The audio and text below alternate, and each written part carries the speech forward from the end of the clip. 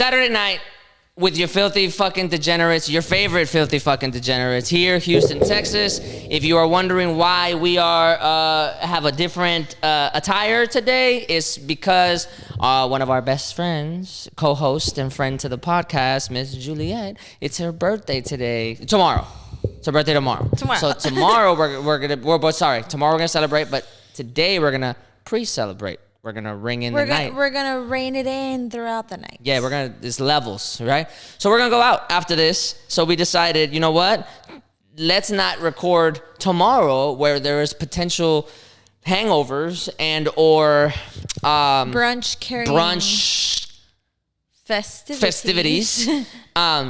Let's just do it today. Get it out of the way. Not that we don't love you. Not that we don't think about you. Actually, it's because we thought about you that we decided to do it right now. Yes, exactly. And also, don't fucking yell at me. We can do whatever the fuck we want. So, back at it. Another week. Thank you guys for tuning in. Whoever the hell is tuning in, thank you so much. Yeah, because we see you viewers. We see it. And we're going to keep at it because consistency is key. And we out here anyway doing nothing. So, we're going to fuck it up, Why right?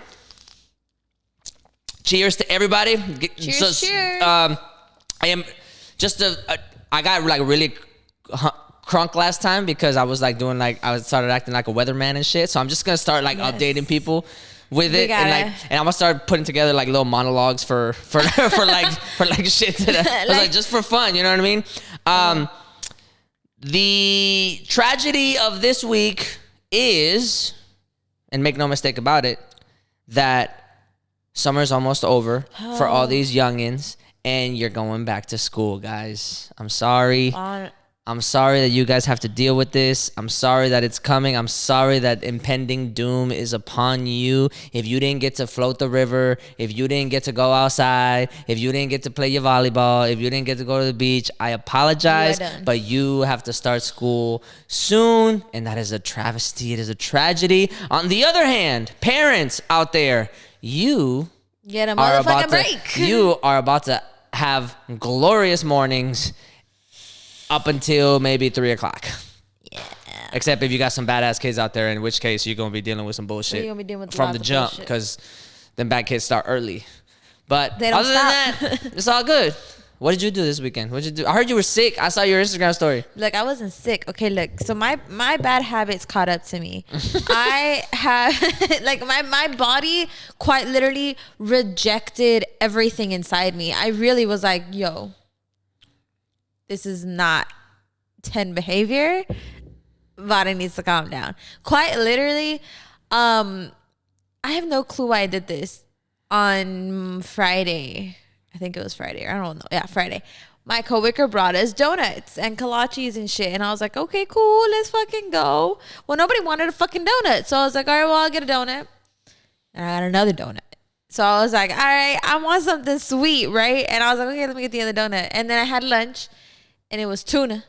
Like, because I'm a broke bitch. So I had just regular tuna with mayo. And I was like, you know what? Shout out to all the broke bitches. Because everybody always shouts out the independent women that got everything going on. But I'm going to go ahead and shout out to all the broke bitches. Not broke by choice. No, but broke by circumstance. Okay? If you broke by choice, then you a different kind of dumb hoe. But, you a dumb bitch. But if you broke by circumstance, you got a bum ass baby daddy, you got to pay bills, you got to do all this, and you try to work your way up the ladder, the corporate ladder or what have you, still in school grinding it out. Shout out to you. We didn't forget about you, even though we still broke out here. Yes. Well, I was like, okay, broke bitch tendencies just got to come out right now. So yeah. I was like, all right, I gotta eat my tuna and my mayo. You know, everybody was like, let's go get something to eat. I was like, you guys go get something. You put mayo with it? Yeah. So I put tuna and mayo. Yeah. I fucks with that too, but So I was like, let me eat that. With the donuts before Wait, it was after. So I ate 2 donuts in the morning. And then I ate that. And then I had the idiotic idea of being like, oh, I got some extra hots chilling in my car right now, like hot Cheetos, and I was like, let me eat them while I eat my tuna. So I did, and so I finished the bag of extra hots. It was like a small bag. It was a small bag. Oh, okay. And so I was like, okay, whatever. And And then I had another donut because Bitch, what? Because there was one donut left. This is all during your workday. Yeah. When are you working? And so I was like, yo, you better hope your employer don't see this shit before you're like, what do you do at work? What am I paying you to do? No, my job, you just hear the crunch of the Cheeto? No. At work? Literally. So I was like eating my donut because I was like, look, it's the last donut. Nobody wants it. I'll take it. So I took it. And then I got home. And y'all had pizza at home. And I was all like, ooh, let me eat some pizza. So I ate 2 slices of pizza, right? And I was like, all right, whatever. But then I was telling Dad my like smart idea of I have ice cream at home, right? And so at home I had like maybe 1/4 of a tub of ice cream left. And it was a small ice cream tub, so it was like very little bit. But I was like, it was enough to where I could maybe make it last out 3 days. But I was like, no. If I eat it all now, I won't have it to the next 3 days. The temptation will be gone and I'll be happy right now, right? The logic. So the temptation will be gone from me eating unhealthy if I eat all the unhealthy things right now. Yeah. So I was explaining to Dad that's what I did. And he looked at me and he's like, okay. And so he looked at you like you a dumb bitch. Like you a dumbass. As I was explaining this to him, I'm like walking to the freezer where I have a stash of ice cream at Mom's house. And he's like, is that why you're gonna go get more ice cream? I was like, yes, but I need to get it from you guys because I warm up. This is my warm up ice cream before I get to my real ice cream tub. This is my warm up ice cream. So I was eating the ice cream that I left at Mom's house, and I was like, well, let me eat some of this, and I ate a couple of it, and I didn't finish that one because for later, and so. and then, except fuck everything I just said about temptation. Let me save some for later. And so I was like eating it. This is the problem. This is the problem, guys, is that you guys have no impulse control. No, right? Why are you guys out here with no impulse control? We just didn't we just tell y'all last podcast that spirit is no more? You gotta have impulse control out here. And so you gotta save your money. I literally was like, okay, let me eat that. And then I was like, I'm tired. Let me go sit down. Oh, I laid down and I was like, oh, something don't feel right. And I was just like, what?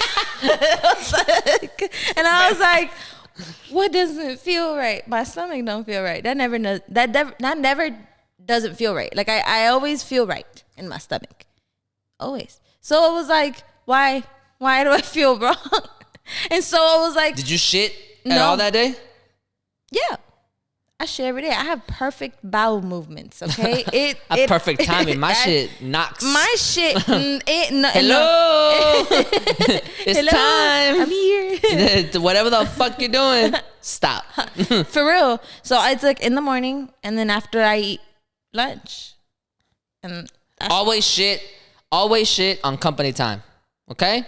Always shit on company time. Right. Let them pay your ass for the 15-20 minutes that you're at the that you're at the shitter. That you're gonna take. You know what I mean? While you're taking a shit at work. Always shit on company time. That is a rule. People did not fight for the 5-day labor week for you to shit on your off time.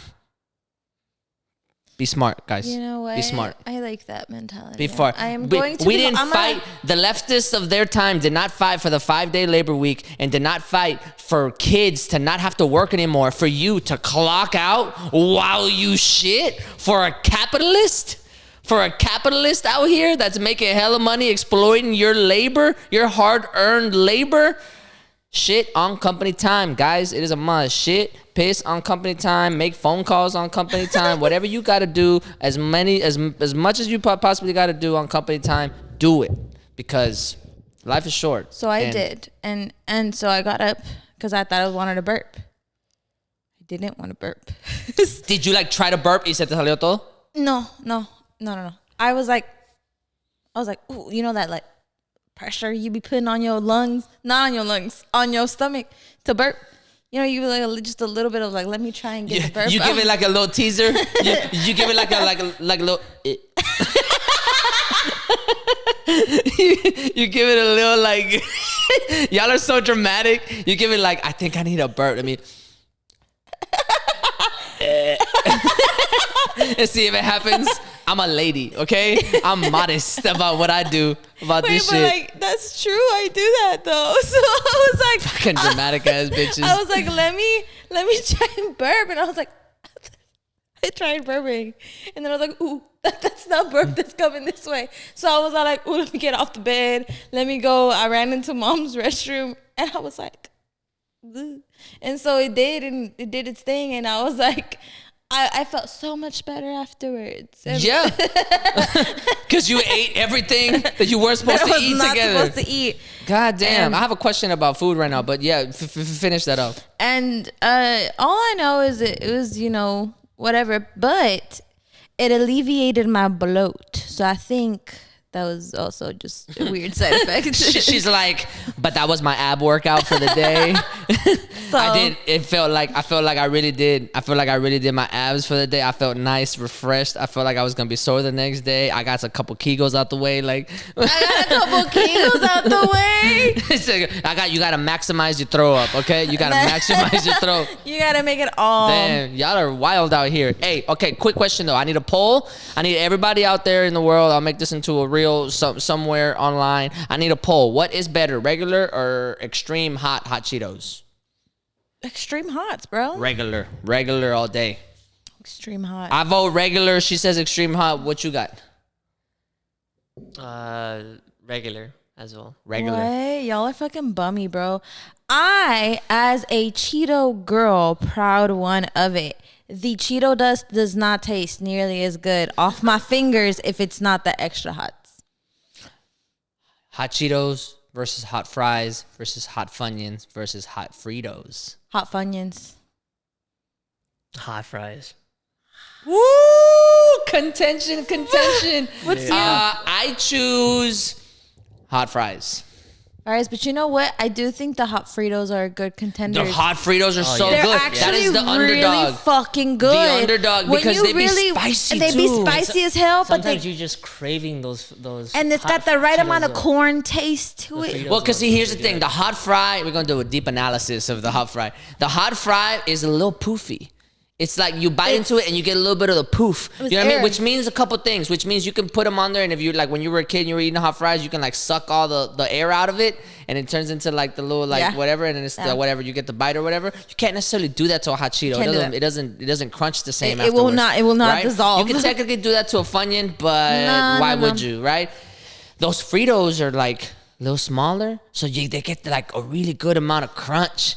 And it's a different kind of hot. Because Fritos are already they're tortilla chips, so they're just tortilla chip Frito. But and so it's got this like saltiness to it, and then you add the spice of the hot Frito stuff, the hot Cheeto dust. Yeah. And it fucking tastes glorious and delicious. That's actually really good.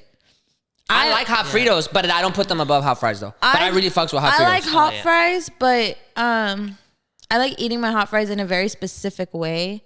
And I like to chew them and just like keep chewing a bunch of them all at once and then eat it like that. Okay. Hot fries will all be superior because they're cheap. That's also true though. They have stayed $2. What are they? Two something right now? $2.29. $2.29. All these other bags are now $5. You get more bang for your buck. Yes. And they've always been $2. That's fire. I'm not mad at that though. I'm not mad at that. But like, you know how there's two different hot fries? There's like the like the yellow bag, right? And then there's the blue bag. And then there's the Mario The looking blue dude. bag. Yeah, The blue bag. The blue bag goes hard too though. I like the blue bag. We don't discriminate over here. But the hot Funyuns is good too. Oh yeah. I love hot Funyuns, man. Hot Funyuns are good. I don't like regular Funyuns. Hot Funyuns, though. Yeah, I don't fucks with regular Funyuns like that. I do. Those are good too. Yeah, I mean, if they're there, I'm not gonna be like, ooh, get away. I typically don't eat anything that doesn't have like either the hot Cheeto dust from the company, the hot Cheetos, or anything that doesn't have spice to it. Damn, you're gonna have colon cancer. Maybe. For real. Yeah, but I like it. I really prefer it because no, but us Mexicans, we be eating too much vinegar anyway. So like, yeah, no, I think we're fine because I really do like even if I'm eating like the mom bought some Doritos, she got the spicy nachos.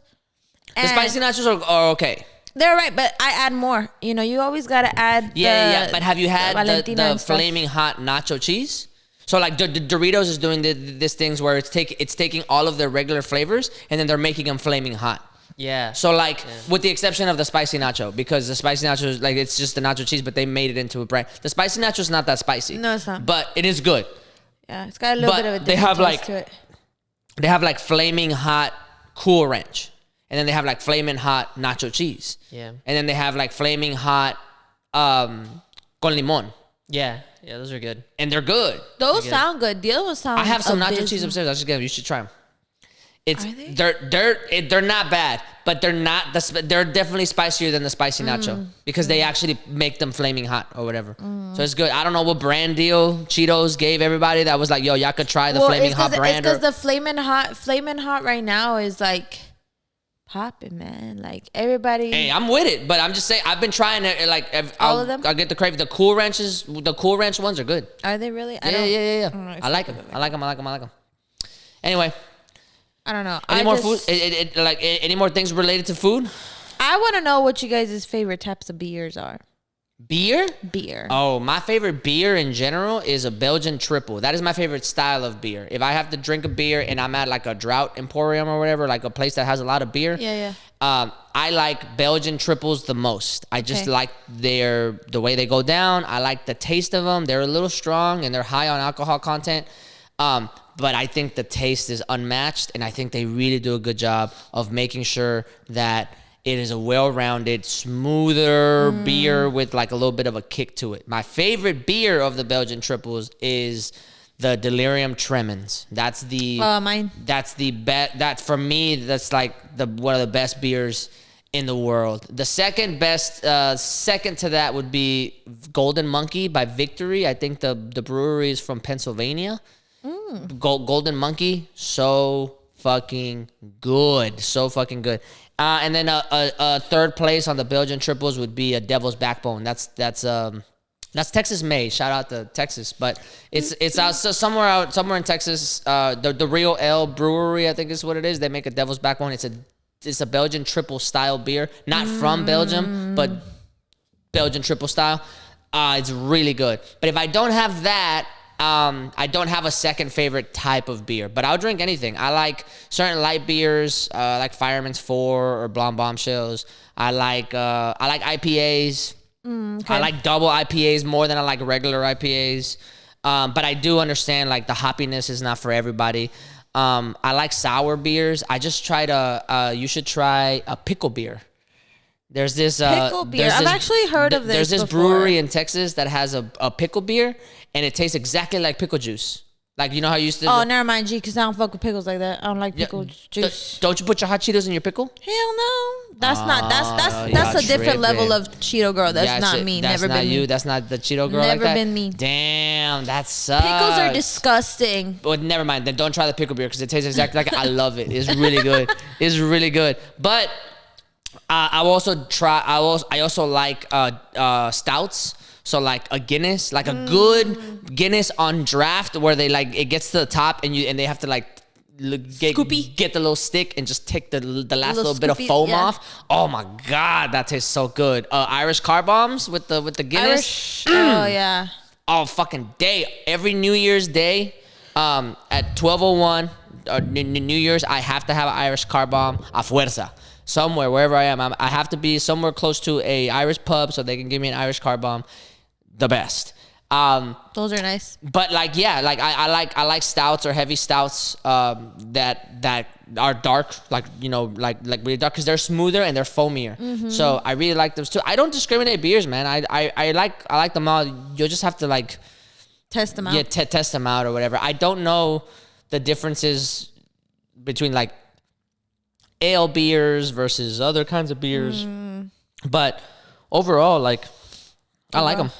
I'm a big so you spoke about Delirium Tremens. When you introduced that one to me at Flying saucer. Flying Saucer, that became my favorite beer. I've had it maybe twice because I can't find it anywhere. I always ask for it. I'm like, do you guys have delirium by chance? And they're like, no, but we have this. And I'm like, go to Specs in Midtown. They have go to the Specs in Midtown. You can get them in 4-packs or 6-packs. Ooh, nice. I think I'm gonna do that because I really They're really like great. it. Like there's a certain, if I have to have my fridge stocked, I'll have to have a light beer, a Tremens, or a Golden Monkey in there, and the light beer has to be like a Pacifico.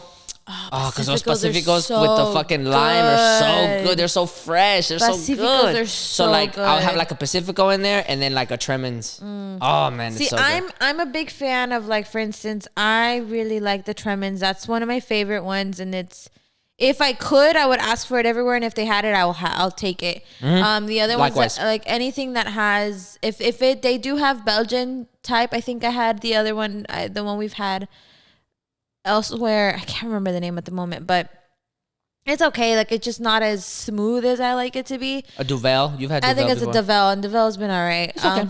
But other than that, I prefer dark. So like IPAs are really nice. I really enjoy them. That time we went to that charity bar, that fruity IPA or something that we had was really good. I really liked it. And for the most part, if I'm not going to be drinking that, I'm going to be drinking Mexican beers. So we stay loyal because, and it's not just because we're Mexican. It's genuinely because, like, Modelos, bro, like Modelo Negra, Modelo regulars are hard. good. Modelo Negras are Modelo so Negras good. are so good. But like Mexico really did their thing when it came to the beer thing, because like Pacificos are good, Victorias are good. Victorias are good, bro. What's the other one? That they have? Carta Blanca is good. Carta Blanca is even though it's like good. cheap over there, like Carta Blanca still goes hard. They're actually really good. Like that's what I'm saying. Like, I like Modelo Negras are my favorite. Like Mexico's cheap beer that's made there is better than American cheap beer. You know what I mean? Like, American cheap beers like Budweiser, Miller Lite, like all that garbage ass shit. Like, Mexico's cheap beer, like they have Budweiser and Bud Light and Miller Lite in Mexico too, and sometimes they'll drink that because it's cheaper.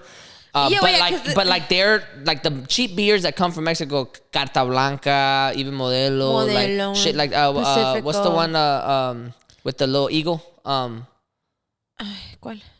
It has like a little eagle on it. No, it's red. Indio? It's a red Indio, but like it's a red little bottle with a little eagle. It looks like hella Mexican. You know what I'm talking about? I forgot what it is. That one's good. Let me see. You can look it up, but like that was good. But they're cheap beers. Like, yo, Mexico goes hard, bro. So actually, full stop. Praise to Mexico. Period. On everything. Mexico is Tecate. Tecate is good, dude. What? Dos Equis is from there? What? No, didn't I know that? That's like the only Dos Equis. one. That's the only one that I don't fuck with. I like Dos Equis. I don't like Dos Equis, but even Coronas are fine. Montejo's really good too. Montejo, man, okay. Montejo be hitting hard, Okay, man. look. Listen. Shout out to Mexico for being low key, hella underappreciated, but hella quality, man. Like, so much quality when it comes to their beers, their mezcal and tequila. Next level. Like, they're like fucking artists when it comes to that shit, dude. The cuisine from Mexico. I know America makes such a big deal about immigrants and shit, but y'all wouldn't know what to do without us. In general, period. We provide so much fucking value to America and to the world in general. Mexican cuisine is still the most slept on cuisine. We have many more taste profiles than like all the like French academia cuisine chef shit. You know what we have? We got spices is what we got. Like, we got so many taste profiles, and some of the best Mexican food you'll find like deep in the countryside, in the ranchos with like grandmas that have been doing shit like from early on. Hella chefs from Mexico have gone to France to study under that culinary school or whatever that is, to know what it feels like to be in that thing, and then they come back and they fuck shit up with Mexican cuisine. Mexican cuisine is so fucking good and is so slept on. Shout out to y'all, everybody out there. If you ever get a chance, if you're from Houston and you ever get a chance to go to Sochi, go to fucking Sochi in downtown. Sochi, Oh yes. my God, you'll have to pay a pretty penny, but it's pretty penny That's- for some good quality shit. That's the 5-star Mexican cuisine restaurant, right? Oh, It's so good, authentically man. Mexican. It's so good. good. It's a Oaxacan style. Oaxaca, yeah. Oh man, it's Oaxaca so has some of the fucking good. greatest cuisines ever. First of all, mole. Okay, Mole. let's not even fucking. Look, the we don't even gotta go intricacy that far. it takes to make a good mole Mole, sauce. And first of all, a good mole sauce, for all of y'all fucking people out there, a good mole sauce takes at least, if you didn't spend at least 16 hours preparing that shit, then I don't want it. I don't want it. A good Shit mole takes sauce time. takes time. It shit takes time. Because, like, for instance, like, mom, when she makes mole, like, we gotta get the paste from Mexico. Smuggle that bitch in. Yeah. I don't know how. I don't know say where. smuggle. Don't say smuggle. We got to get it from Mexico, though. Bring But it, don't bitch. say We smuggle. bring it They're going to in. have copyright claim on the YouTube thing. Like, we want to know what you're saying. How do you smuggle the paste? No, well, no, it's not actually smuggled in. It's legal to bring it in, but mom brings it from Mexico, and Yeah. it's made by this old lady that be making that shit every day. Every and day. it's all the spices and all the things and all the chile de árbol, chile ancho, all Chile them bitches. árbol, bro. Fuck then- me. When mom be putting it on, she be putting ajonjoli on that hoe. She be roasting it. So sesame seeds. I didn't know that's what ajonjoli was. I never knew. I never knew that. You're blowing my mind right There is so many things that But I believe you. that in Spanish I know the words for, and I'm like, yeah, that's what that is. And then I come to find out that that's like the regular shit that people be using, but we be like doing it. You know what I mean? You be doing it better. We doing better. So like much mom better. will roast So much the better. sesame seeds, and then she'll grab the molcajete, and when they're still a little hot, she'll be rubbing them. Just telling them sweet nothings, like Yeah. you're gonna be the best thing that you've ever Yeah, that and I've so ever she's tasted. like, you're gonna go know, to college. molcajeteándolo and everything. and then- Molcajeteándolo, bro. The way that we be verbalizing everything, we Everything. make everything into a verb, like a fake molcajetealo way. Go for it. Así la dio. That's why every Latin American country hates Mexico, because they're like, we man, do y'all that. be fucking up the language. Y'all be making words out of everything, like that, todo I love- golpeado. The language is all golpeado. But fuck it, what you gonna do? We make Yeah, better well, food she than was y'all. estaba The fuck with y'all, molcajeteando which are el- no spice having ass country. For real. Yeah. So she be doing that, and it smells so good inside the house when she starts doing that. And then she'll add like chocolate abuelita to it. So she'll be like hitting the fucking thing on the side of the wall. Bro, if we had a camera on you right now, his face is like, He loves mole. So mommy, she put the chocolate in, and then she let that shit simmer. this is Mexican Ugh. appreciation episode right here. That's what that is. Yeah, this is what it is because it's so fucking good. Yeah, man. bro. Okay, so like, you know how like traditionally speaking, like we got to get rid of like toxic masculinity and all that shit, right? yeah, Machismo and all that stuff. But like when it comes in Mexican culture, at least, and this is the only place that I've ever heard, like seen it actually become a thing where I understand it. I understand it on an intimate level, because American culture is not like that. American, like when it comes to like women in the kitchen and todo el pedo, like those running jokes happen. But in American culture, when Americans say it, I'm like, whatever, dog, you bugging, because like your woman ain't even in the then, kitchen. like the best American food is like a Southern woman's cooking, and even then I'm like, it's good, like Southern cooking is good, but you ain't touching abuelita though. No, you you're ain't not. touching it, like you just ain't. So like when it comes to the American forgive me, I'm drinking a little bit and I'm drinking tequila, so like if I get a little spicy, That's why. don't get mad. But the Mexican tradition, when you bring up when a woman and her, like a mom and her daughter and her grandmother like are carrying on these traditions, it is like serious, Oh, yeah. like cultural, almost spiritual kind of like learnings, you know what I mean? Because that mole sauce, that way of preparing like the rice, even the rice, dude, like the way of preparing like everything is so ingrained of like, Yes. no, like you do it like this, in this order, this amount, you gotta like fucking salt bay that shit until the ancestors tell you it's time, like, Yes. you know what I mean? Like all of that Until shit Moctezuma himself be telling you sweet nothings in your until ear. Montezuma itself is like, There. yeah. You know what I mean? Like, yeah. Like until that happens, like but it's like a real thing, and like only like I'm sure if like my mom if mom's taught me, I'd still be able to pull it off. You know what I mean? It's not just a woman thing, but like that's whenever you really get to see like grandma learn how to wreck shop in the kitchen because grandma's mom taught her how to wreck shop. It wasn't just like a rite of passage, like this is your job as a woman. No. It's like this is your job as the provider of nutrients to the family, to the generation. You know what I mean? This to the is next, be, like this is your job is to take this on and provide health. Yep. For your family. It's different. Man. It's not just cook for me, I'm hungry, make me a sandwich. No. They don't know how to make sandwiches.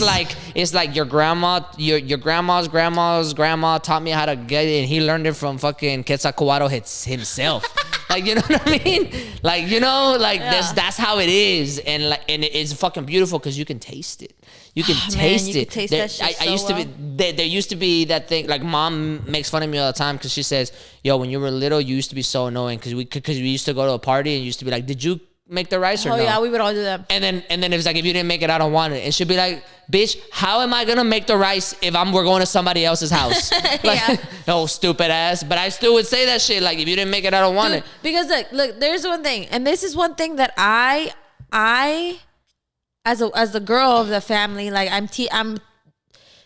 like you said, I understand like how there's a lot of these like social norms or cultural norms that we maybe don't want to pass on to our as our cultural Mexican families.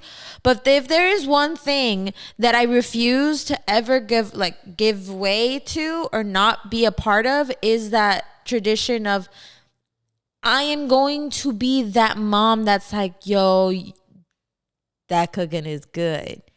I'm gonna be that mom that be making the rice and be like, damn, I like that rice. You know what I mean? Like, cause they say, grandma always said, both grandmas and mom always used to say, the way to a man's heart is through his stomach, right?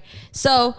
That's facts. So that's facts. To me, I'm like, well, I got this shit in the bag, bro. Wanna know why? Because I got people teaching me the ways that you be like, ain't no shit. It could be like simple shit too. Like you want some huevo con chorizo, and like you be making the huevo con chorizo like so specifically and shit, and people be like, yo, like, hey, dude, so mom, when you cooking the huevo con chorizo, mom literally be making. You know my favorite thing that mom makes sometimes, literally just egg. Just egg, and we'll all be eating like taquitos de egg with salsa. Just really real simple as shit. But the amount of saltiness that mom makes the freaking eggs at, that you just be like, this is witchcraft. How? Like, how did you make it so? And she makes it specific every single time. And you're like, this does not make sense. I just made a salad for you before this, right? Yeah. And like, it was good, right? But every time I go to mom's house, she's like, it looks like you don't even eat all week. You come here, you eat everything. Yes, and you I'm do. like, hell yeah, because you got leftovers from like 2 days ago. That shit's be hella good. Like, put some flautas on that bitch, put some tamales on that plate, put some fucking frijoles a la chara. That shit. What you got? What's in the fridge? I want a piece of it all. Yep. Like, and I be like the fucking egg from that morning. I'm like, hey, heat it up. Let's go. Yes. Let's go. I'm tasting everything because I don't get to have that like fucking immersive experience. Super unhealthy sometimes, but it's still so good. I'm eating everything. It's so good. Oh, God. No, mom made Mexico appreciation episode for sure. Facts, man. Kill it. I was just talking to Bree today, and I was like, we got into the conversation. I forgot how we got into this conversation, but we got into because I started watching Uncoupled, which I don't know if you know about this, but I would explain it a little bit because I do have that on my notes. The Uncoupled is filmed in New York, and the director of photography is doing a good job with capturing like the way the life of the city or whatever, right? So already I'm like fucking hooked, right? We got into the conversation about like who has the better skyline, like which city has the better skyline? New York, Chicago, Houston, you know what I mean? So like all over the world we talk about the bigger, and so I'm naturally like, well, New York has the best skyline in the world. Period. I haven't been to Chicago like that, but she was like, no, the architecture in Chicago is like amazing or whatever. So like I get it or whatever, right? But then we started getting into like the correlation between if a city has a good skyline because it has a lot of people, and we realize that that's not the case because Mexico City has a lot of fucking hella people. fucking people, and that skyline is garbage. Well, no, but And also, it doesn't even have a necessarily like an actual skyline. But it depends though, because like for instance, like places like New York, places like Houston, Chicago might have really nice skylines, but because you're talking about somewhere you can build skyscrapers on. That's what I'm saying. Yeah, you can't be building them in Mexico City. Exactly. Oh, fall, bro. Earthquake come through and loop. So in general, that's why we were talking about skylines, right? So we were talking about like the type of like amazing skylines that there can be. And then I was talking about how Monterrey actually has a better skyline-ish city feel than Mexico City, even though Monterrey is like kind of slept on, like the way, like people don't tend to think about it as a big metropolitan city, at least from what from my understanding. Well, no, even though it's a huge fucking city. It's the second biggest city in Mexico. In Mexico. Well, and she didn't know that. And I think I lost my train of thought. What was I saying before this? You were just saying how you were talking about Uncoupled, and you guys were talking about the. But like, why did I bring up the skyline to begin with? Because in Uncoupled they were talking about New York. What did I say before that? My dude.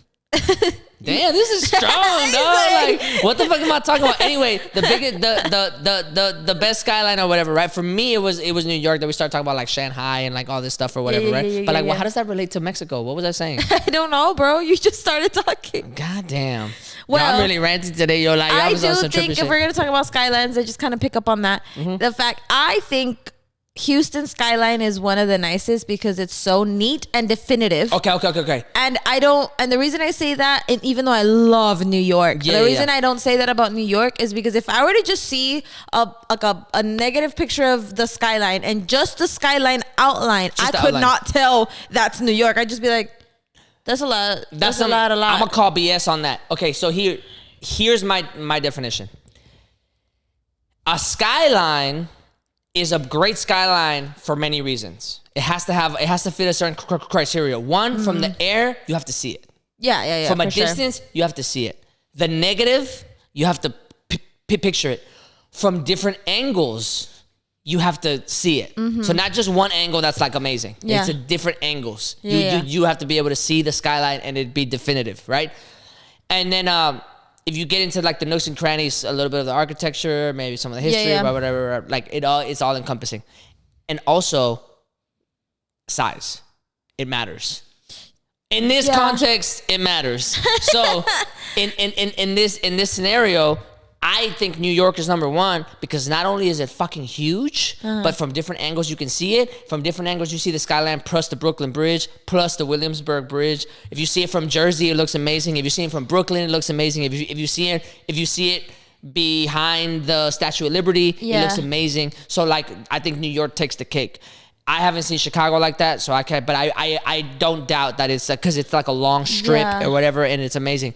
Houston has a very succinct skyline, but the problem is that you can't necessarily add to Houston's skyline unless you tear down what's already there because it's in a circle and it's so small. It's so small. You can get from one side of Houston to the other on a car in like 4 minutes, 4 or 5 minutes. Oh, from like one side of downtown to the other side of downtown. From one in side like of 4 or downtown 5 minutes. You can walk it in less than 30 minutes.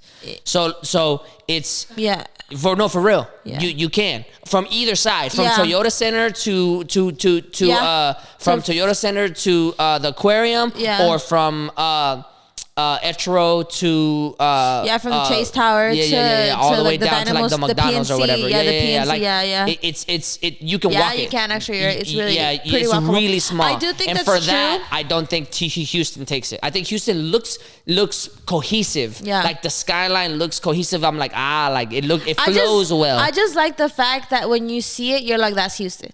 I like the fact that you could be very much like... But Houston takes it in the sense that, like, I think if you look at Chicago from the lakeside, it looks beautiful because the city has a reflection on the lake. So, like, it doubles itself. Yeah. So, like, that's really pretty. You know what I mean? Yeah. New York can't do that because the rivers are so small. Yeah. But if you look at downtown from the other side of Chicago, it might not look as good, right? If you look at it from the side looking towards the line, it might not look as good. Yeah. Whereas New York, towards the line, you see Manhattan, you see World Trade, and then you see the Statue of Liberty, and you see, oh man, it still looks fucking gorgeous. Yeah. Houston takes it because if you take like an aerial shot, and I know this because I've taken the aerial shot from the east side, you see Minute Maid. You can see Toyota Center. You can see like still the skyline. If you look at it from the other side, from like the Heights? No. If you look at it from the heights, it still looks nice. Because you see the aquarium. You see, you know what I mean? Yeah. But if you look at it from what's that park over there? Emmanuel Park or whatever that park is on the other side. Yeah. That's the quintessential Houston skyline that you see. Oh, the one by the Treasury. Yeah, that side of the Treasury. The one by Allen Parkway. Yeah. And it looks gorgeous. So in that sense, Houston takes it from all the angles. And that's why I like it, because like the fact, I like the way that you could, because there's that one fucking side one that look like this. The one that's like piquito looks like this and it's like slanted on the side. Oh yeah, it has like 3 piquitos. There's that one that's got 3 piquitos, and then there's the one that's like, it's one of the taller ones, but it's like it just leans off. Oh yeah. One. That's the newer one. Yeah. Well, in the skyline, you could see which building is what, and you're like, hey, that's that one building, and whatever. And like the Chase building, for instance, because it's the tallest one here, you're like, that's the peak of wherever it's at. So it looks really nice. I just like the fact that anywhere you could put the skyline, you'd be like, that's Houston. Yeah. Though, and the thing with Houston is just like, Houston might be getting bigger in terms of sizing of, or like population, just people coming in here, and maybe we're building up more, which with the townhomes and whatever. But there's just no way to disrupt that skyline. Because there's just literally no way. There's no way to disrupt the skyline unless you tear the skyline down and build it up again. Or tear the freeway down, which tear the freeway down, which they're not gonna do. Yeah. On the other hand, they're trying to make the freeway bigger. They're trying to take down basically all of old Chinatown now and just build the freeway bigger. Yeah. Which is not the best, but whatever. It is what it is. Yeah. So. But I do fuck with the Houston skyline, and I was saying in terms of like. In terms of aesthetics, like the Monterrey skyline looks really pretty because of the mountains, Los dude. Cerros, man. Like Los Cerros are right there. El Cerro de la Silla is right there. And then the city's just like it's bold in. Sitting in there. It's bold in. And then it goes up on the hills too. Oh, dude, man. no. There's literally... Shout out to Mexico, man. Mexico's scene... Like, look. I think America has some of the prettiest cities. They might have some of the nicest places to be on, and you've gone through a lot of parts of America that are really nice and very picturesque, and I've gone to... If you want to see some of them, you can go to Juan on the Move Instagram. I'll be putting a whole bunch of shit on Facts. There. And so, and I've been to both West and East. So I've seen California, and California's beautiful. I've seen New York. New York looks great. New Jersey looks great. But Mexico's scenery is undefeated, no matter how much you try to look at it, no matter how you try to finesse it. When you step into Monterrey and you see all of these cerros start surrounding you, and all of a sudden you're heading into the cerros, you don't even realize you're already surrounded by them until all of a sudden you start to look around and you're like, wait. They're all around me. You start heading over to grandma's house and we start heading up Topo Chico. Beautiful. Shout out to Topo Chico. Facts. Shout out to Topo Chico. Be making all of y'all's favorite drinks and putting all y'all's fucking seltzers and making vodka sodas with Topo Chico and shit at fucking Mexican restaurants. That shit comes from us, dog. Facts, that shit comes from Monterrey. That's where we were from. That's where we were born. Facts. Fuck out of here. Our family trying to get sponsored. Topo Chico, holla at us. If you holla at us. We will gladly drink Topo Chico on the podcast every time. Because that is from El Cerro de Topo Chico. So right there, the Cerro is beautiful and shit like that. And mom is from Lomas, which is like much closer to to inner city Monterrey, where all the colleges and shit like that. But there's just nothing that can take the view away from El Cerro de la Silla. El Cerro de la Silla is stunning really to look at when you're at like Chipinque and shit like that, up in the motherfucking sky. Basically, you be looking, because you climb that hole, you go all the way up You I haven't really done do. that yet because that's a lot of work. We went to Chipinque, and we were like, we drove up it, right? And then we climbed it. And I was like, first of all, bears be living here. Not bears. Not me saying Mountain bears. lions Mountain lions. Yeah. And I was all like, what? Yo. I didn't know this, but whatever. We were up there, and then you saw the city from like a point, and you just see the city going down, and all of this shit, beautiful ass shit, and you're just like, there ain't no way. Like this you're just sitting there like we beautiful. really did this shit. Like you're just sitting there like, yo, we really fucked it up over here. Like For we real, really, nature like, shout really out to just all of y'all. did it. You just start shouting out random people like you. Shout out to you. You helped. Like you contributed. You helped. You contributed. You been just carrying the logs and shit. Like yeah, I got you. El cemento and shit. Like whoever was digging the zanjas. Like shout out to you. Like we did this. Like we did it. We out here. You know what I mean? We did it. Ain't even stepped foot in Mexico for twice. for 20 years. That was the second time I went to Mexico, and I'm like, wow, our country is so pretty. I feel connected. I feel like my fucking bones belong here. Yeah, mi ombligo está dejado allá. Yeah. No, But for real, on the real though, like shout out to Mexico. Like Mexico is steady. Like it's like one of the wonders of the world. People haven't even realized it yet. It's next level. Man. It's next level. There's so many places I want to go see. All of the beaches, no matter which beach you end up going to, they're all stunning. Oh, also, we ended up going into like old pueblito looking town in Mexico. Picturesque as fuck. Like like all the pueblo antiguos fuimos a San Miguel, I think. And mom went to Allende at one point. Or either we went there. I don't know where the fuck we went. But we were there.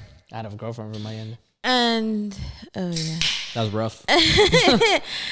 But it was beautiful because all the little like it looks like a pueblito. Like it looks like some coco shit. Facts, it man. Looks like some you be coco seeing shit.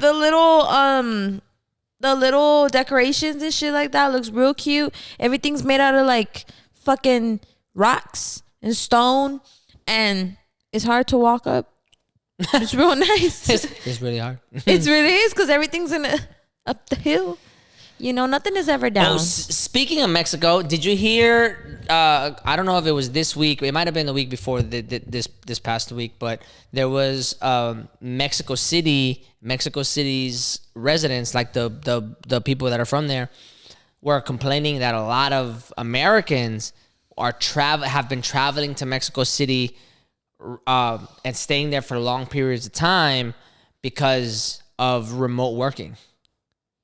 Look it up on the thing. Say, damn, for real. Type in like stay home. If you don't have anything Mexican in you, you don't have to be anywhere else. So like they were complaining America. Because they're driving prices up. I bet, yeah. You know, like corporates are like doing their thing or whatever, and they're making money. But like they're driving prices up because just type in Mexico City Americans. Mexico City Americans remote working. It should come up or whatever.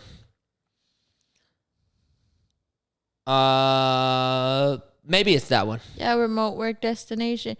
Americans, so like people are like, it's so cheap to be in Mexico. If you so like it's a lot of these like people that work in corporate America that are working from home that are like, fuck it, like let me just paid go in dollar and they're and they're using peso, which is fucking ridiculous.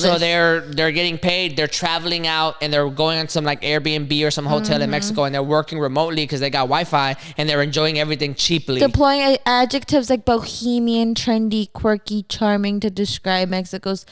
Fuck out of here. Fuck out of here. So like the locals are like super pissed. I'd have been pissed. I'd be like, send these motherfuckers get home. The fuck out of here. If I see one more gringa out here, like send with these fuckers their home. selfie and their macchiato. Fucking gentrification. How you gonna gentrify Mexico?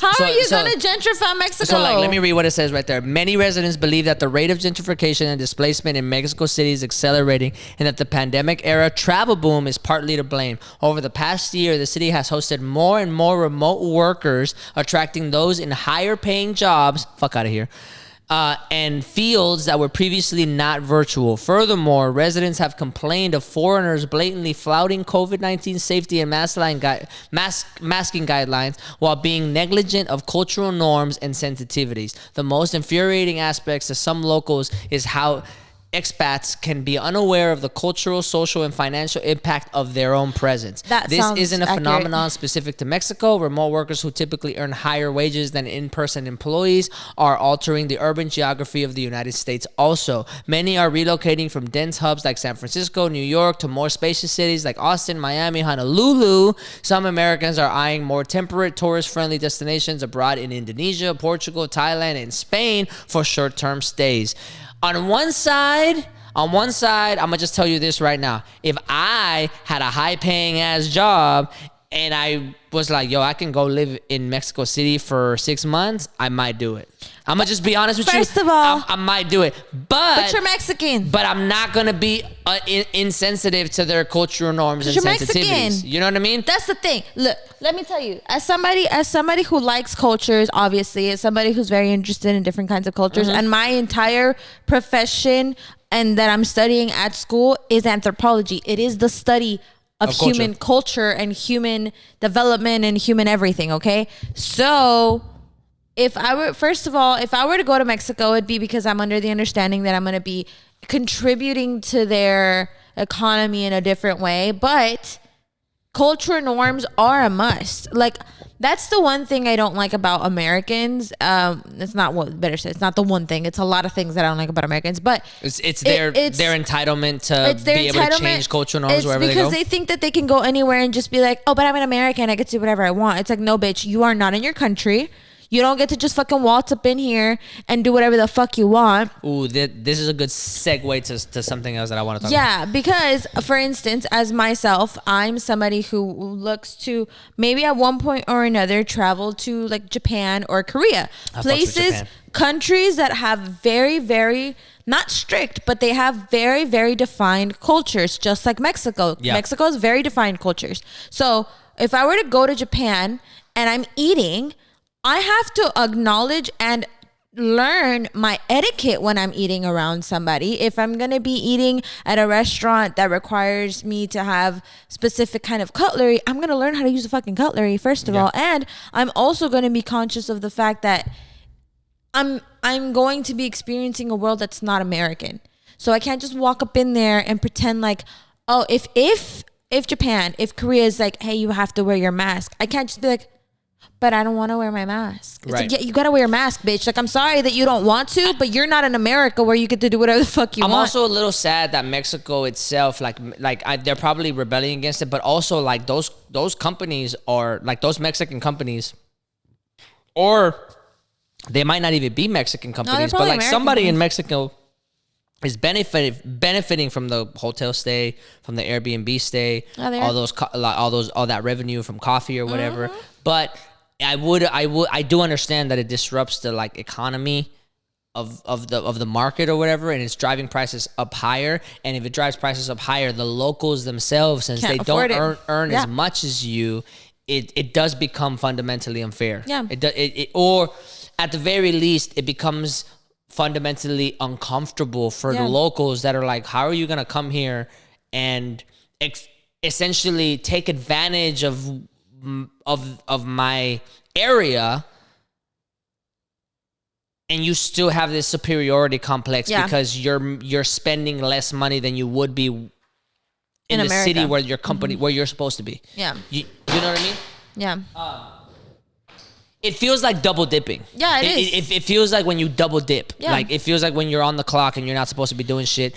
But like, I get it. I get it because, like, okay, I understand it as an American myself. Obviously, when I go to Mexico, I enjoy the value of the dollar. I enjoy that I get to use maybe $300 for a whole 2 weeks there and barely spend it. Like, $300 is enough for me to do anything. Yeah.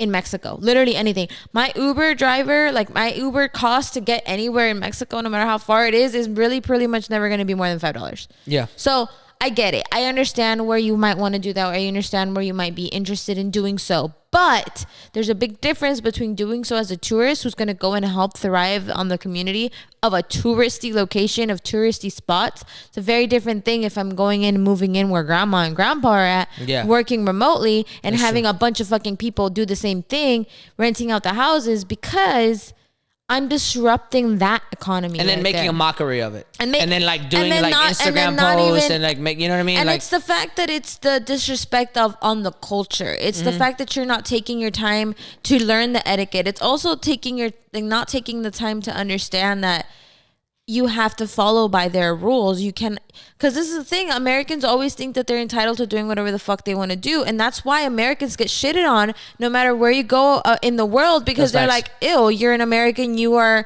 entitled." They just automatically assume that, which fucking sucks. Which is why I'm getting my Mexican passport, because I'm gonna use my Mexican passport when I go travel to other places. Yo, when I go to Europe next month, I'm using my Mexican passport. Yeah, and when I'm gonna go to Japan and when I'm gonna go to Korea, I'm gonna be like, soy mexicana, yo no sé lo que estás hablando tú.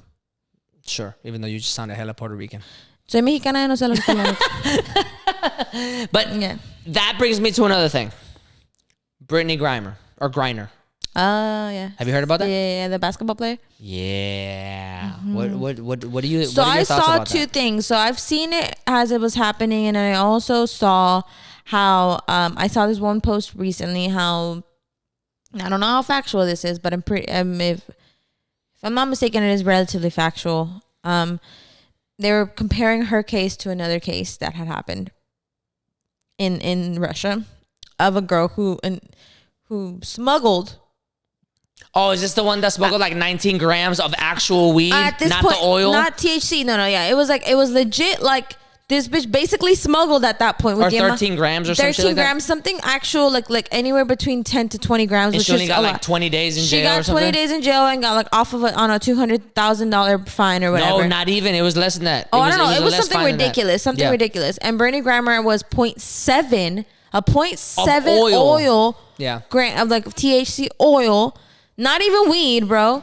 And she's been having like she's got like a multi-million-dollar bond or something on her. She's got to pay a lot of money. She's got to pay a lot of money, and now she's been sentenced to 9 years in jail. Yeah, and the other girl got like sentenced or whatever. So what they're thinking, what I was hearing a speculation was that they thought that the reason why they were charging her with all of that stuff is so that Russia can be like, we're charging her with all this stuff, but we're still going to forgive her because she's American, and thus we are the good guy. Well, they haven't forgiven her yet. Yeah, they haven't forgiven her yet. So I don't know, that argument ain't shit. No, what I think. Okay, so I'm gonna take you through my line of thinking. Okay. On one side, the logical side of my brain said, okay, you got caught with THC oil. You know that you shouldn't have that. Yeah. Maybe she's played there many seasons. She's played there many summer leagues, like 6 years or some shit like that, right? Wow, yeah. Right? People like to talk about how like this wouldn't have happened to LeBron. First of all, it would have happened to LeBron. If LeBron was playing in Russia at this time specifically, it would have definitely happened to him. And I'll explain why in a little bit.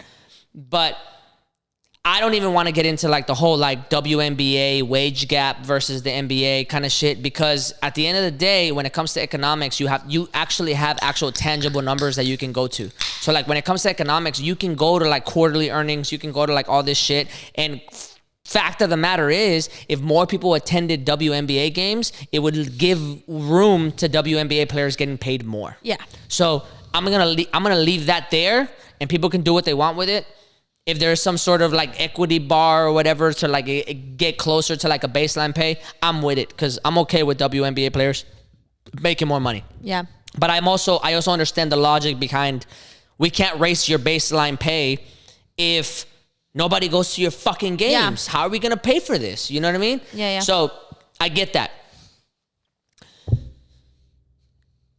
Politically speaking, with the war on Ukraine, Russia has the ability to make everything into political theater. Yeah. So they're going to do everything that they possibly can to make an example out of anything that has to do remotely close to the war. Yeah. Now, we've already learned from the Mueller investigation that Russia actually did have some sort of influence in the 2016 presidential election, i.e., hacking and ads and Facebook and all, like, all this stuff where where Russia was deliberately trying to influence the perception of the American people to vote for Donald Trump, right? That being said, Russia is hyper aware of the optics of it all, the optics of everything that has to do with how their country is viewed. Yeah. Of course, they're going to use her as a political pawn. Oh, of course. Of course, they're going to use her as political theater.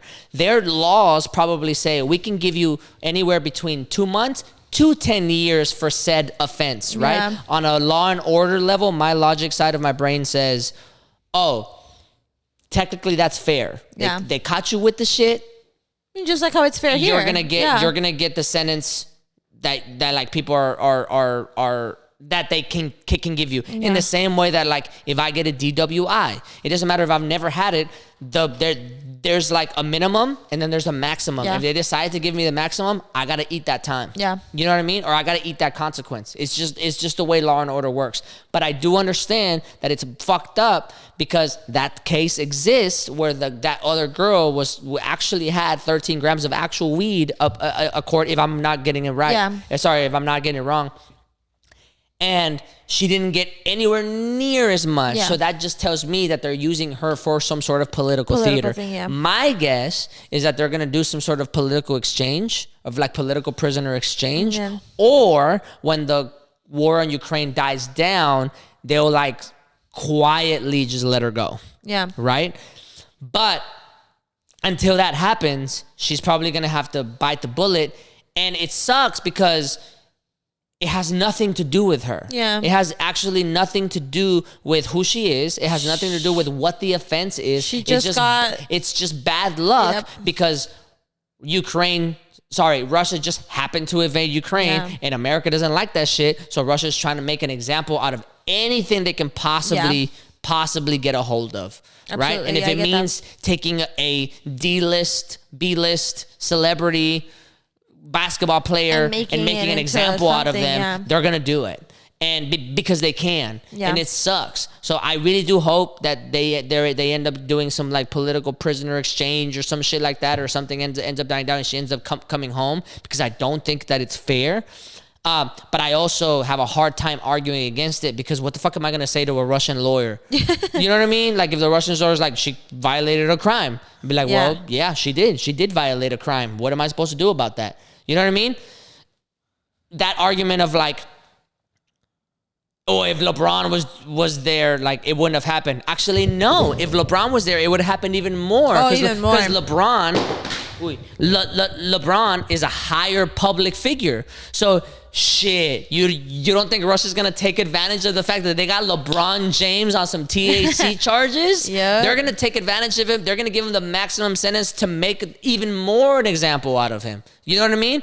Just because they can. Now, the US might be working harder to get LeBron out of that motherfucker, but it would have definitely happened to him. It would have definitely happened to him. It would have happened to him, and it would have Without happened a to him doubt. on a much larger scale. I do think it's unfair, but it's one of those things that it reminded me of that, because you were saying like follow Mexican cultures and traditions and like knowing what the norms are there.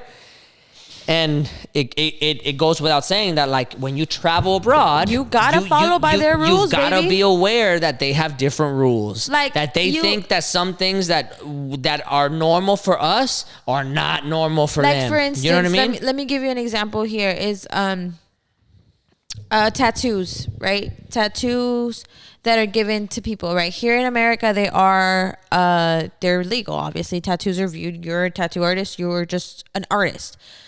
In places like Korea, tattoos are illegal. Thus, if you're going to go get a tattoo, technically tattoo artists are supposed to be medical, like practitioners. You're supposed to practice medicine to be able to perform tattoos. Thus, the logic behind it is you're supposed to go and get like licensed, be a licensed physician to be able to perform tattoos on people, which people in Korea don't do. Like you're not gonna be a tattoo artist and get that done. But the idea behind that is, it's like, if I, an American, right, want to go to Korea and get myself a tattoo for whatever reason, I have to be cautious of the fact that, first of all, it's an illegal thing to do, no matter who you are, no matter whether or not you are an American or a Korean. You can't really, like, it's illegal. You shouldn't be going to a tattoo artist. The way that Koreans get away with it is they're like, well, you don't know if I got it here. I could have gotten anybody else, right? Yeah. But I have to be conscious of the fact that, let's say I get caught. Let's say I want to go get a tattoo, and I get caught in some sort of tattoo raid, whatever, that the government had on somebody. Yeah. I'm fucked, bro, because I have to be conscious of the rule behind it, of like, bro, I'm doing this and I'm purposely doing this against the law. Thus, if something were to happen, I can't play the I'm American, I'm in America, they're whatever. No, bitch. Like, you are coming here, you know this is illegal and you're not allowed to do that. Same way as if you, even in places like Japan, like, tattoos are not, they're not liked over there either. Thus, if you go somewhere and you have a tattoo that's visible and you want to go into a specific restaurant or specific something, they might be like, yo, they you have can't the come right in. to be like, I don't want you in here. I don't like people. We don't like people with tattoos. That's not what this culture is about. Even though Japanese culture, the subculture of tattoos in Japan is beautiful. It's filled with beautiful work. It's amazing.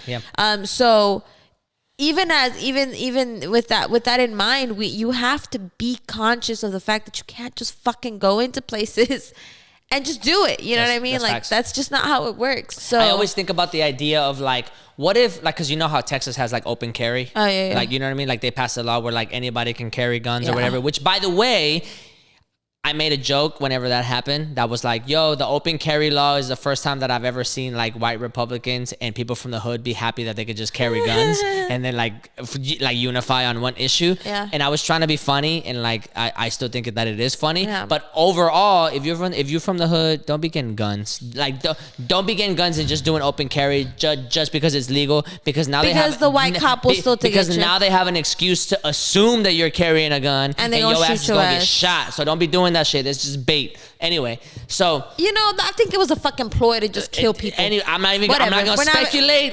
because there's no evidence. But I'm just There's saying. no evidence. I'm just saying. I'm not out there getting a gun and doing some open carry shit because my ass is finna get shot. So you see this? Yeah. You see this Like, color? yeah, you see this? So anyway, it We don't matter. finna It don't matter that I'm wearing a fucking sports coat. Like, I'm getting shot. So anyway, Exactly. Anyway, I would just imagine, like, what if you transplant a Texan open carry person and put them in like Sinaloa? No, Mexico. You know what I mean? Mexico really Like, does not like that. Like, even though you're like, yo, it's my right, freedom, America, freedom. Like, even though that's like the excuse, bro, No, Mexico- you're not gonna want to be open carrying around the people that are really open carrying carry, bro, in Sinaloa. because these Like, people- them motherfuckers are gonna look at you like, who the fuck does this person think he is? Even coming you in- gotta respect the culture, man. And even if you go to coming jail, into- if you go to Mexican jail because you thought that's like certain shit was okay, I'm not upset. That's on you. That's on you, baby. Thinking that you're privileged and entitled with your bullshit. I think at one point or another this happened.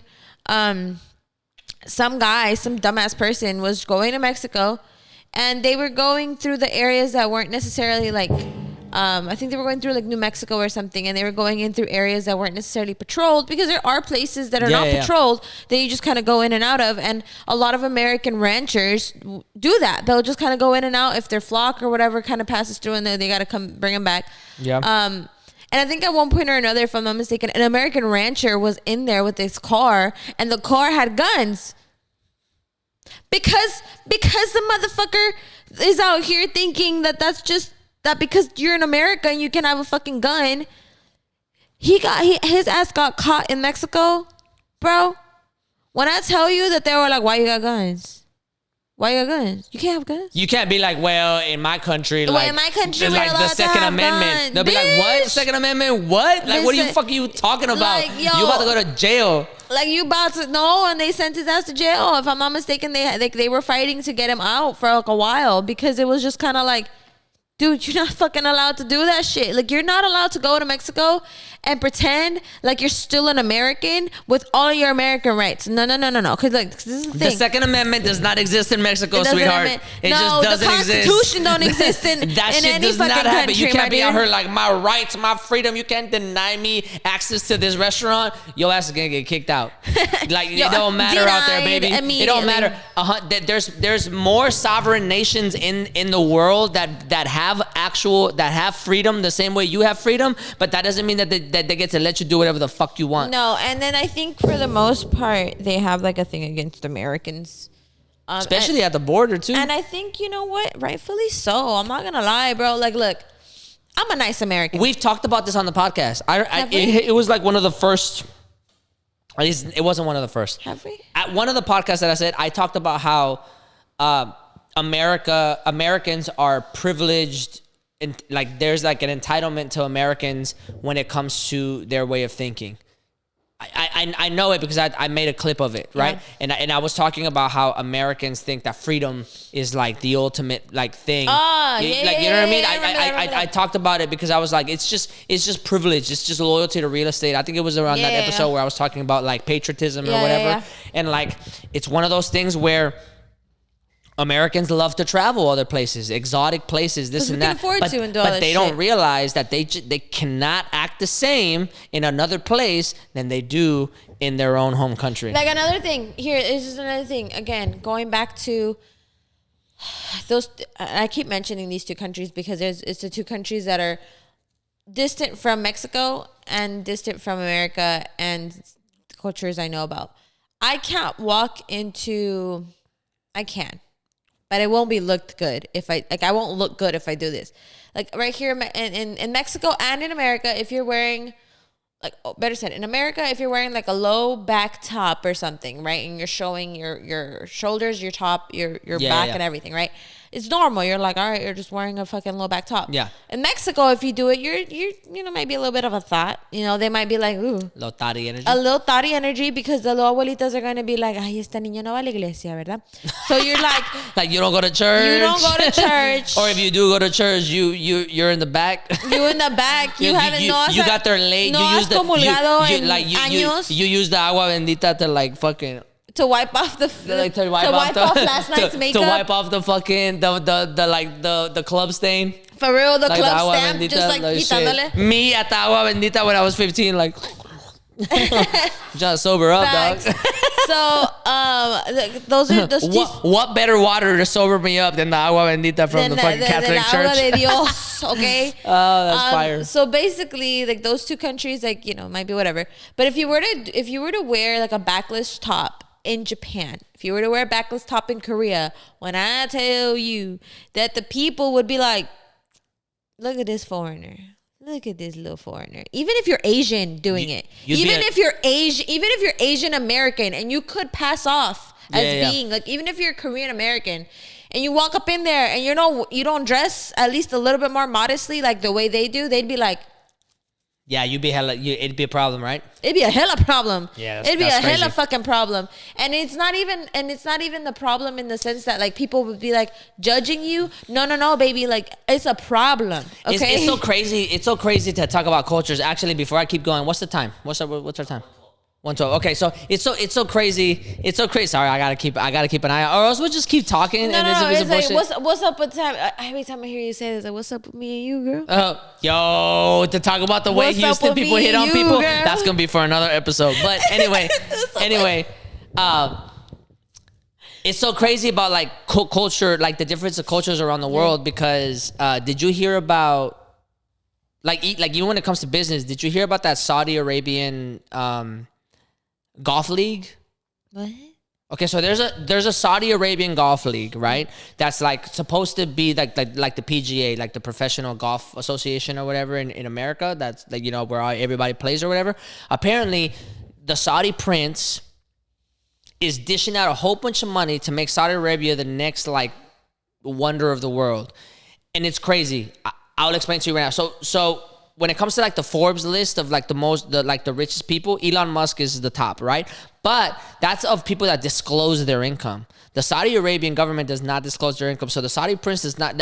They're probably worth like trillions of dollars with all the oil that's under there and that they have access to. They're probably worth like trillions and trillions and trillions of dollars. So you're telling me I gotta go to Saudi Arabia? No, you don't, because it's a lot of it is blood money, and a lot of it is like women still don't have you'd be like one of like 20 wives. So like don't get excited. So anyway.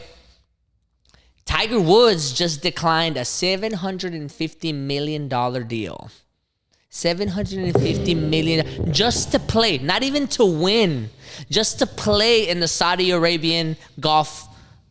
Look it up. Look up the thing. It's to play in the Saudi Arabian golf league. It's next level.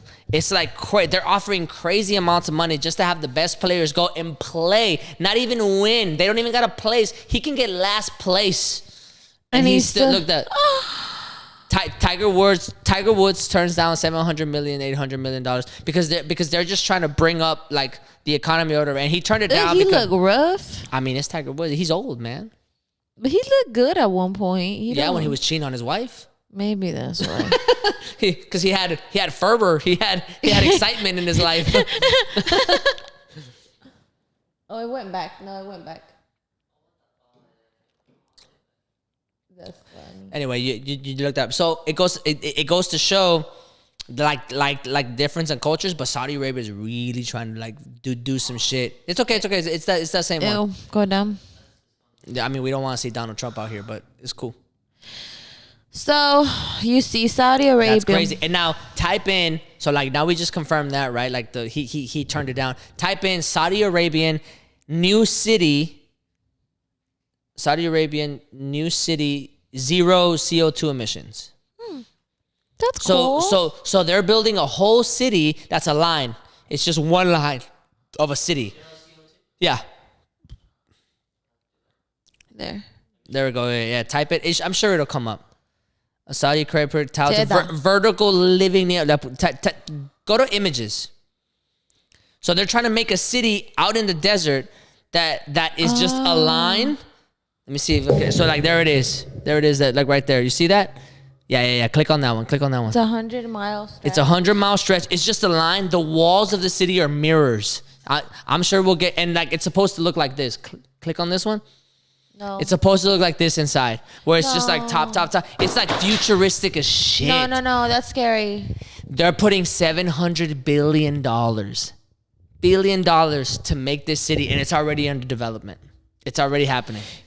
That city in the middle of the fucking desert, it's connected to a port. So like it has like access to a port. That city in the middle of the fucking desert is gonna have 0 carbon footprint. It is going to be the most eco-friendly city in the world. Yo, I was about to say that's gonna have really fucking cool if it wasn't for the creepy fact that the walls are mirrors. It's some like Black Mirror shit. That's scary. Like, that's why it's in the middle of the desert. That's very Black Mirror. It's quite literally. It's going to have 0. Everything is going to be renewable energy, and the city is going to be self-sustainable. That's exactly the noise that needs to happen after that, what I just said. The city's going to be self-sustainable. On one end, it's cool. Like, yo, that's fire, that's fucking dude. Fire. That's fire. But on the other end, it's like, yo, that's scary, dude. That's terrifying. That's if a country can really do that. And not only that, it's not even like if a country, like if the United States was doing it in the name of freedom and some shit like that, like that's cool. But we're stuck in this ideological war, and the Saudi prince is giving up $700 billion of his own money to build the city of the future. So yo, we're all the way behind. You know what that tells me? That just goes back to solidify the fact. Keep looking at pictures. I'm sure you'll be able to find like a picture of like the whole city from the side, and it's like it's so you're crazy, fucking dude. telling me that the Saudi prince has well over $700 billion because if he can just give them away like that. Look at that one right there. No. Look at that fucking picture. Look at that. Yeah. Click it. That's make it bigger. Fucking weird. $500 billion investment. That's the city right there. Click on the picture. Yeah. Look at this shit. Wow. No. Wow. Go back. Not the cruise ship leaving the man-made port. Fucking terrifying. Why is that so scary to me? No. That's wild, right? No. Look at that. What the fuck? Yeah. Yeah. That's that crazy? fucking scary and trippy. That's way too trippy for me. That's way too trippy for me to handle. That's terrifying. But that's also like super exciting. I That's think really, that's really great. that's really fucking Or, cool. But like, Interesting. Zero emissions. I mean, just everything about it is so futuristic. The city being a straight line, it's like 500 meters tall. Oh my god! Like imagine being there and being like yo, like this is where we at, like, and being so enclosed, zero carbon, like everything about it sounds like it'd be like a good idea, but then also you picture yourself in it and you'll be like, this is some Black Mirror shit. it's very Black Mirror. You know what I It's mean? like, imagine where's the port? Like imagine standing on top of it and like seeing the rest of the it's world, black- like the real world, and being like, yo, it's crazy out here. If it's zero emissions, does that mean they're not gonna have an airport? I have no idea. Does that I have mean no you're not idea gonna how it have works. cars? I have no idea how it Like- works. And I think by zero emissions, it means that like, if I'm not mistaken, I don't know the ins and outs of it, but I'm just guessing if I had to like make a deduction, is that like in one place where it emits a carbon footprint, there's something else about the city that takes it and turns it into something else. You know what I mean? Yeah, so yeah. like your car, when you turn on your car and you put gas in it and it burns the gasoline, it leaves out CO2 and nothing's happening with that CO2. Yeah. So like there might be things about the city Might be filtering the air or that something. are giving out CO2, but then they probably have some sort of Filter. technology in the city that takes that CO2 and turns it into something else. Maybe they give it to like. I don't know. But like They probably give You know it what to I the mean? plants and stuff, so the plants can or thrive. something. You know what I mean? But like that's insane, isn't it? That's insane. That's crazy. That's insane. It's crazy. On one end, I'm like, yo, props to the fucking Saudi prince that's like, yo, you know what? I'm just gonna go ahead and go into the future, and y'all can follow me if y'all want. If not, it's all good. Y'all could be out there like dealing with y'all dumb ideology bullshit. Good luck on your election. You know what I mean? Crazy. Good luck on your election. But on the other hand, I'm like, yo, that's also like super scary. The fact that he has $500 to $700 billion just to be like, all right, go ahead. I mean, he's gonna make it back. The moment that city's up and running and people are there, he's making that shit back. Oh, yeah, he's immediately. making that shit back easy, hand over fist. You know what I mean? But even, hand over but fist. it's just the fact that's like $500 fucking billion. How much is Elon worth? Elon is worth like $200 billion. So you're telling me the Saudi prince just said, Elon Musk, that's my toilet paper. The Saudi prince was like, yo, that's light work. That's my toilet paper. that's his, light. And that's he's still his- living large. Exactly. And he's still living like, on his gold fucking bring plated me ass restroom. Bring me my fourth wife. Yeah. Like I haven't seen her in 3 weeks. Like Exactly. you know what I mean? He's still living large out there. So it's So wild. maybe if I like. That's just the luck of maybe one circumstance. That's maybe not all that one of oil that's the- under there. But one of the nephews might be fine. One of her nephews. Hey, yo, what didn't we see on the podcast that what's it called? Rihanna was dating one of them. Was dating one of the. One of them, and he was attractive as hell. I was like, Riri, how you gonna let go Over Rocky? oil money like that? But Riri got it like that. But they probably have some like super misogynistic patriarchy shit going on. So. Like, I'm Mexican. I'm used to it. I'm used to I got it. Like, you know what? Look. There's a sacrifice that I'm willing to make. Look, we all have a price. I'm not gonna front, and I am very much. I'm feminist, and maybe people don't like that. Maybe people don't like the fact that I want to be for myself and stand up for myself and make my own money. But if you telling me that my hubby gonna have maybe 3 or 4 wives, I'll be number 4. Right, but I'm gonna have kids and shit, right? No matter. But I get to live comfortably for the rest of my fucking life, buying Louis Vuittons, The only reason going you say traveling. That, the only reason you're saying that right now is because the economy is so bad here.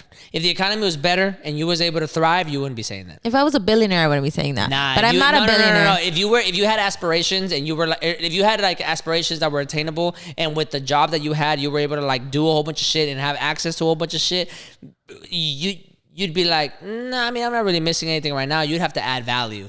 And that wouldn't, I mean, yeah, you'd be able to You like be adding billions to that value. But you wouldn't have the value that you think. I believe that sincerely.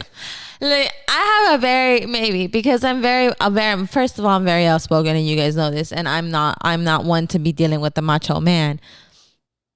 But for $1 billion is a lot. It's very different because I'd be sleeping in cashmere silk all day, sleeping in an Arabian Peninsula.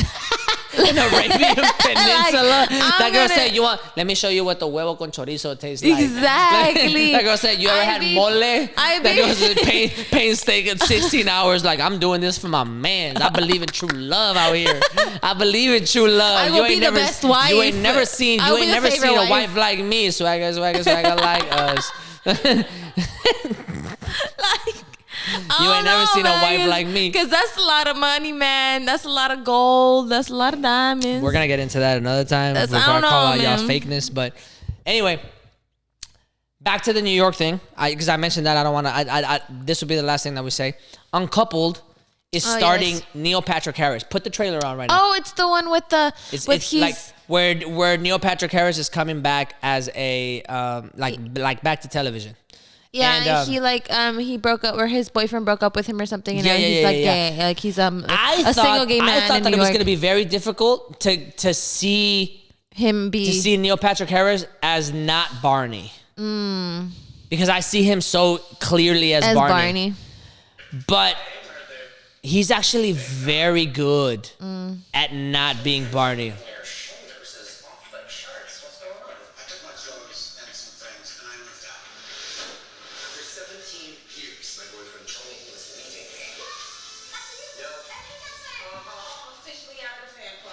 You have any idea what it's like to be single again for a gay man at my age? See, it's really taking its toll.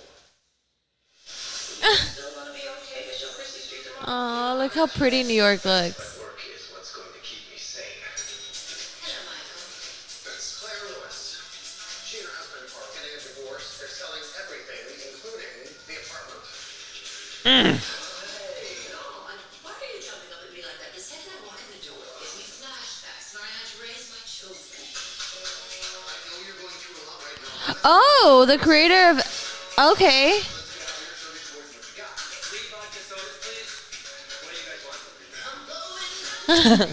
Me. Me at the bar, because I know the bartender. Good luck, and thanks, I guess.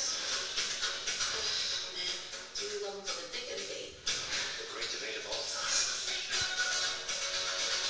She not wrong. I remember you had that boyfriend.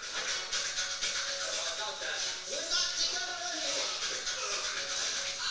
Really? It's a little angrier in person.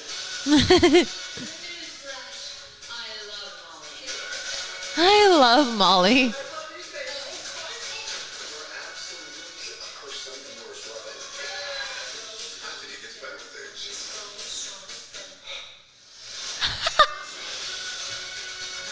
I need to watch this. Anywhere on this without one? Give you a hand with that? I'm good. So I gotta tell you, I've watched. She's right though. Hold on. I've gotta tell you, we can keep, bring this up on the next episode. But I gotta tell you, as a straight man, I knew what the show was about, and I was like, let me go for it. First of all, the director of photography, whoever you are, New York. It's stunning. Oh my God, that's why you love that city, right? I was really afraid that I was gonna see Neil Patrick Harris in Suits, and I was gonna be like, yo, I can't see you as not Barney. Yeah. But he is so charming in this show, and he's so good, and he's so in love with his partner.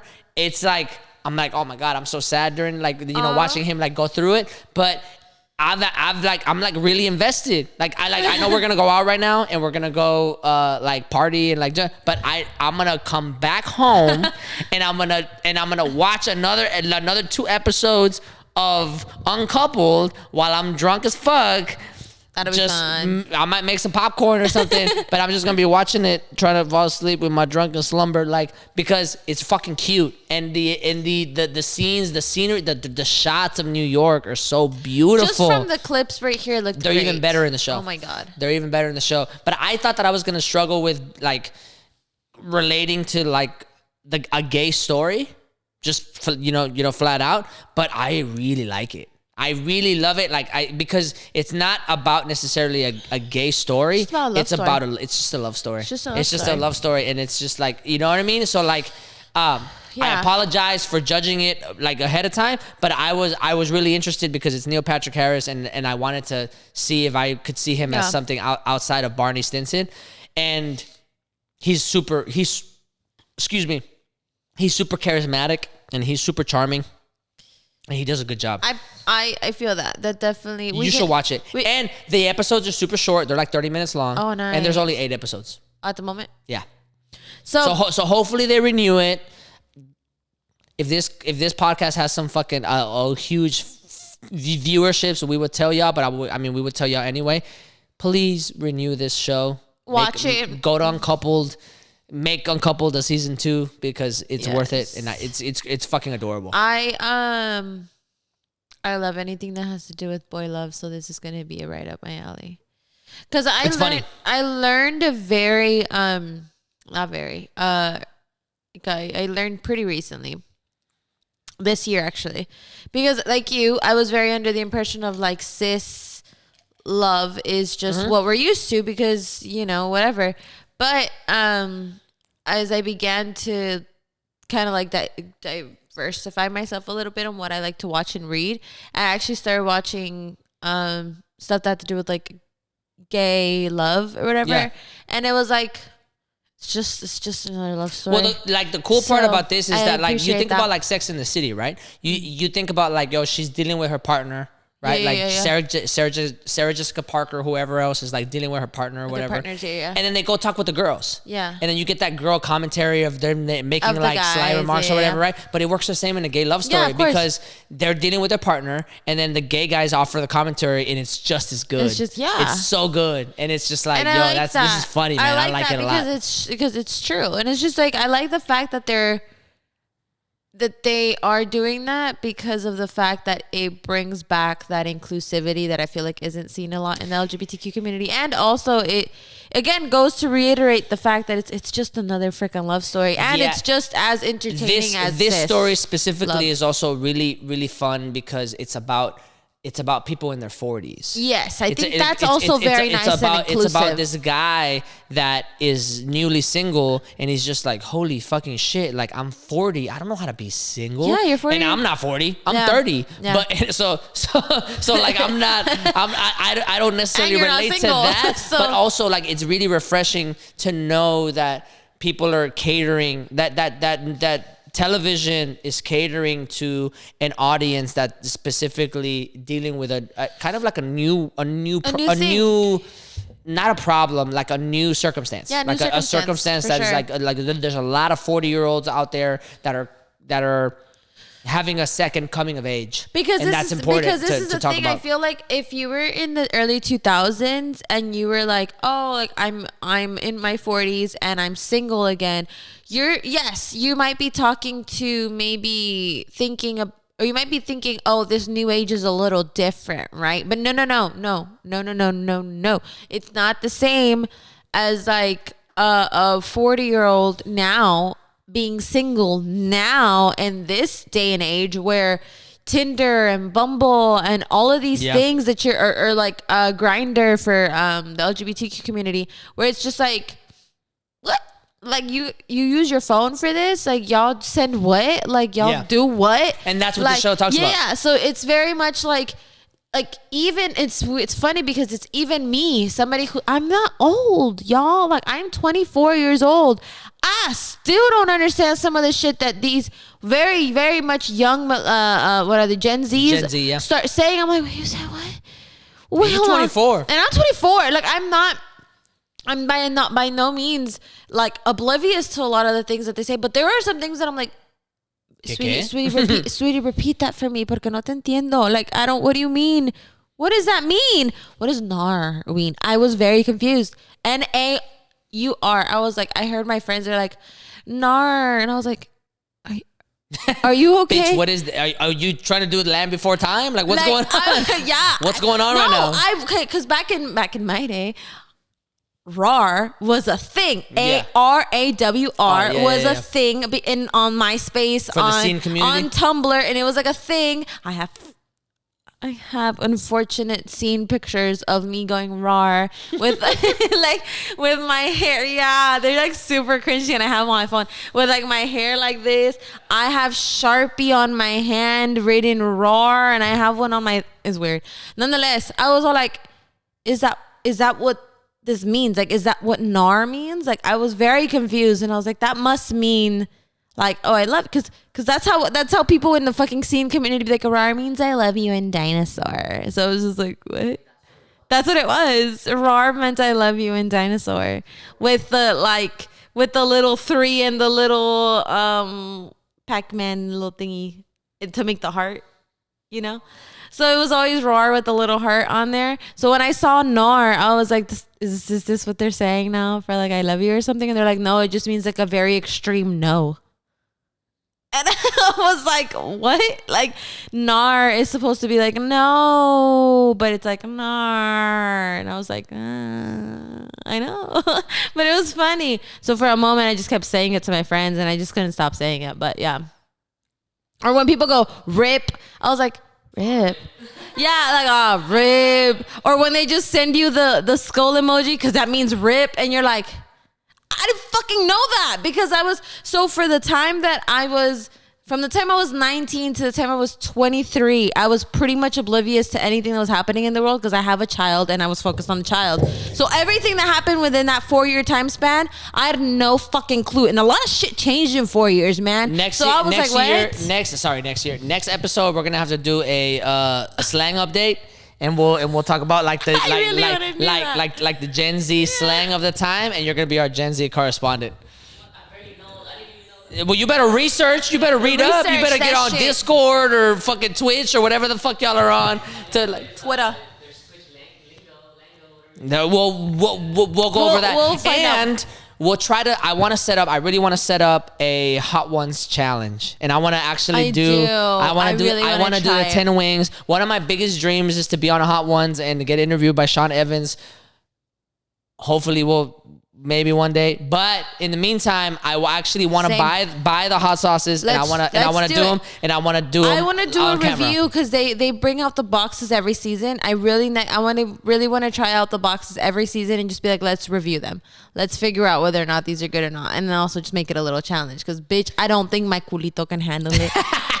On that note, we have to go and continue pre-gaming for our night. If you give me the tequila shot. We're about to do we're about to keep pregame. Keep tuning in to your favorite filthy fucking degenerates. Like, subscribe, follow, all of the above. Tell us what you think. Tell us what you like. Tell us what you don't. Excuse me. Ew. Tell us what you like. Tell us what you don't like, because we don't care. And we'll take it in. We might make a joke out of it. And thank you so much. We'll see you next time. Te quiero mucho. Te quiero mucho. Ooh, speaking of tacos, hey, we gotta do it next time.